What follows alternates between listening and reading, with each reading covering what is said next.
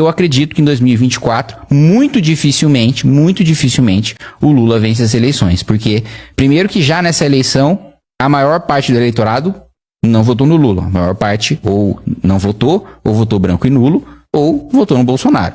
Você diz 24, 26 ou a base de 24? Os apoios de 24? 26, perdão, confundi. Achei que era as bases para 26. Não, em 24 eu ainda acho que o PT pode ter um sucesso por causa do gasto, do que ele ainda tem para gastar pro ano que vem.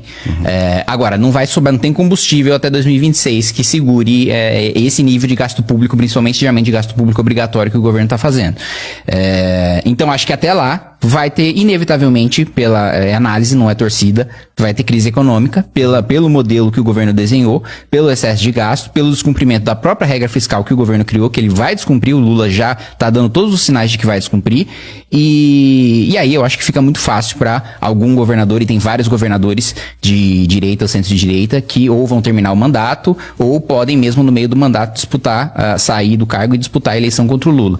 Então eu acho que nesse cenário a gente tem sim, no campo da direita, liberal, conservador, esperança de, em 2026, o PT sair do poder. Agora, nunca dá para subestimar o adversário, ainda mais quando o adversário é o PT. O PT, no seu pior momento, que foi a eleição de 2018, quando estava destruído, elegeu a maior bancada da Câmara dos Deputados. Então, não é um adversário a ser subestimado. Eu digo que os ventos sopram nessa direção. Agora, se a gente vai saber velejar, é outra história.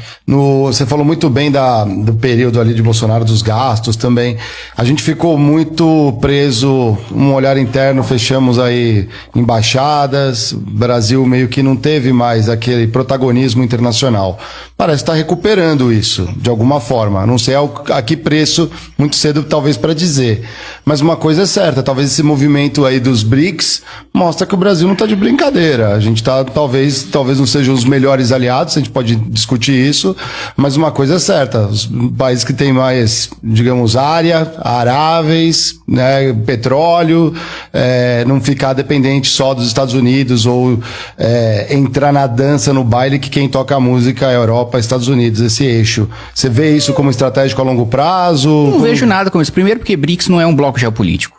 BRICS é uma ficção que foi criada, nunca houve unidade política entre esses países, nunca houve alinhamento geopolítico entre esses países. O que você teve foi uma ilusão de que eles iriam trabalhar juntos porque você criou um banco comum. Isso nunca aconteceu. Nunca houve essa cooperação entre esses países, pelo contrário. A gente ficou para trás, desde a criação do BRICS até aqui, a gente ficou para trás da China, a gente ficou para trás da Índia, e a África agora vai estar investindo pesado, tá tendo investimento pesado da China na África em agricultura. E aí a China vai quebrar a gente. Então não tem essa de vamos trabalhar o nosso bloco geopolítico. E outro ponto, os Estados Unidos e a Europa, né, a relação comercial que a gente tem com eles, em muita medida, em muitos setores, em muitas medidas, perde para o da China já há muito tempo, independentemente de alinhamento geopolítico. Alinhamento geopolítico não impede você ter relações comerciais, né? Tive agora em Singapura, no Congresso dos Países do Sudeste Asiático, que reuniu também uma discussão sobre o chamado Sul Global, que é do qual o Brasil faz parte, e eu fui representando o Brasil. E o que os países do Sudeste Asiático estão fazendo olha, como os Estados Unidos estão diminuindo a importação da China e a China está diminuindo a importação dos Estados Unidos por razões geopolíticas, vamos nós exportar para os dois. E é isso que eles estão fazendo, então ficando rico, assim, muito ricos, né? Os países, e Singapura nem se fala, né? Era uma pedra, né? E basicamente virou o lugar mais rico que eu já visitei na minha vida é Singapura. Eu fui pra Dinamarca, eu fui pro Japão, os Estados Unidos, enfim, e nunca conheci nenhum lugar que chegasse perto da riqueza de Singapura. E os países do Sudeste Asiático, diferente da gente, fizeram a lição de casa. A gente não se compara com país desenvolvido, a gente se compara com país em desenvolvimento. E dos países em desenvolvimento a gente apanha.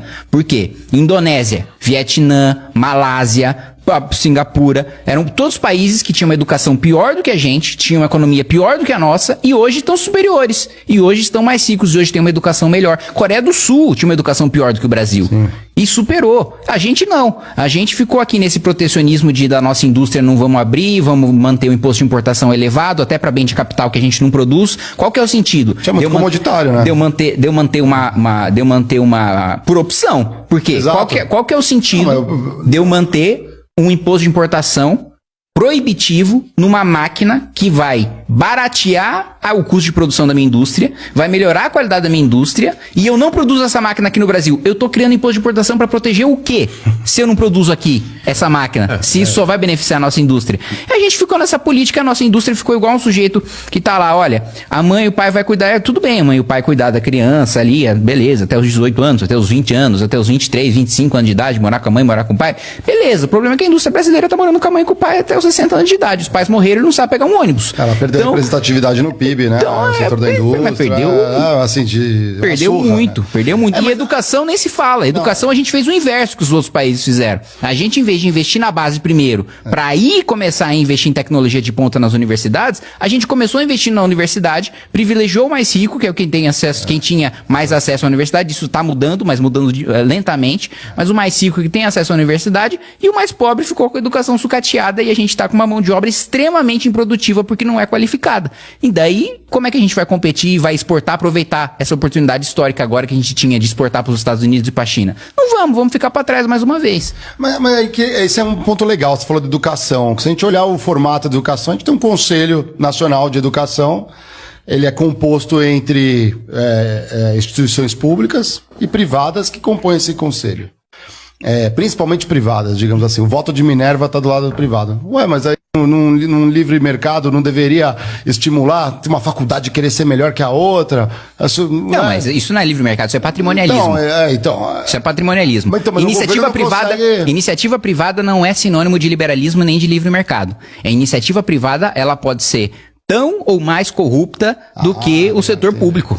A herança do Brasil, isso é Sérgio Buarque de Holanda. Exato, a herança do Brasil é patrimonialista. É o público se confundir com o privado. O que você colocou de você ter grande participação do setor privado no Conselho Nacional de Educação não é reflexo de uma política de livre mercado. É reflexo de uma política de compadrio. Olha, eu vou fechar com esse grupo educacional, com esse outro grupo educacional, eu vou fazer um oligopólio, o governo vai fazer esse oligopólio crescer e esse oligopólio vai se manter com um custo alto e baixa qualidade de ensino.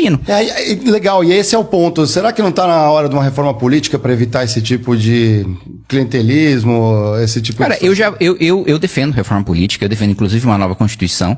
Não defendo agora, porque eu acho que vai sair pior do que a atual, se a gente fizer uma Constituinte agora.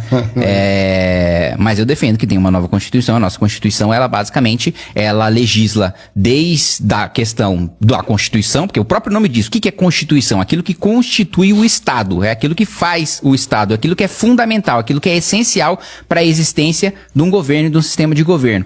Agora, a nossa Constituição é uma Constituição que trata desde a estrutura de governo até o Colégio Dom Pedro II. Aí, meu amigo, nunca vai dar certo.